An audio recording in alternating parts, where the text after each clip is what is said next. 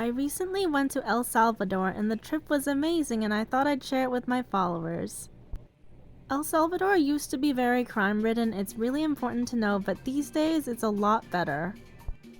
To be fair, there are a lot of armed people all over the city guarding many establishments, but I never felt unsafe at all. I still had an amazing time and I still think it's very worth traveling to though. First thing we did was go on a walking tour when we came off the airplane. We walked around downtown El Salvador. Definitely had to get a pic of this church, it was extremely beautiful inside. I've noticed throughout my travels that churches are always so beautiful and very worth visiting. Love this footage of the church, it's so beautiful. Very nice to visit. This church is right near the National Palace as well. Super nice, and we even got photos next to the National Palace too. A lot of Central America is heavily influenced by the Spanish, and San Salvador is no different. Because of colonialism, there's definitely a large impact on the way it looks. After our walking tour, we're going to be going to a volcano. The park is called El Boquerón National Park. I'm not sure if I botched the name, but it's very beautiful here. We basically walked along the trail and saw a bunch of viewpoints. But don't worry, I feel like the walk is extremely easy, so anyone could really do it. It's absolutely stunning here, and I thought this was definitely worth going to. Below you can actually see a volcanic crater.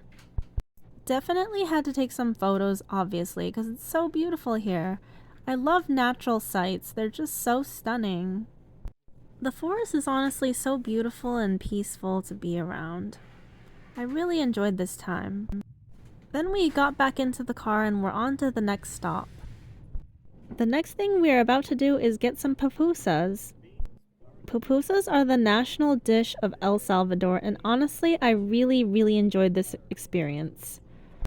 First, you have to open the pupusas, and then you have to add a cabbage and carrot mixture onto it. And finally, you also add tomato sauce. I honestly thought pupusas were extremely delicious. I was surprised that I had never tried it before. It's to die for. Super happy we tried it. Later we went to the Picnic Steakhouse. This place is extremely popularized by people on social media.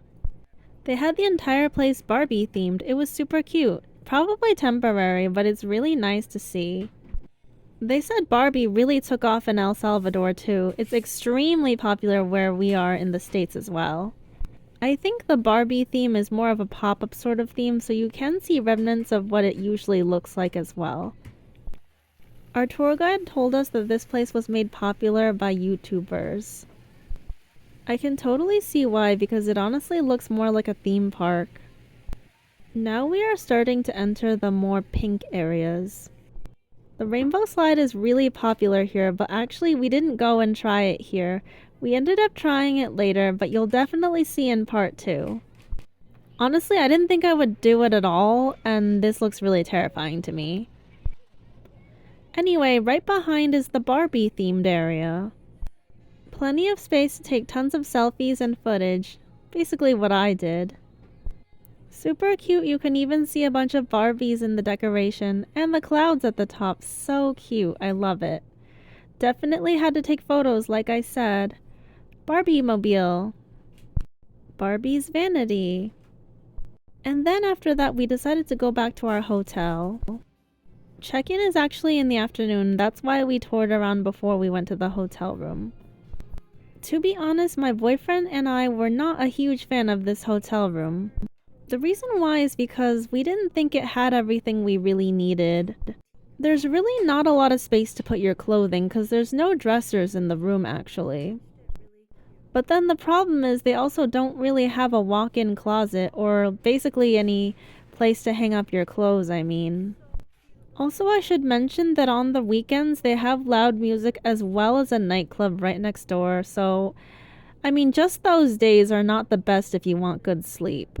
They have this window too, but we didn't really use it, but nice to have, I guess. Other than that, there really are no windows.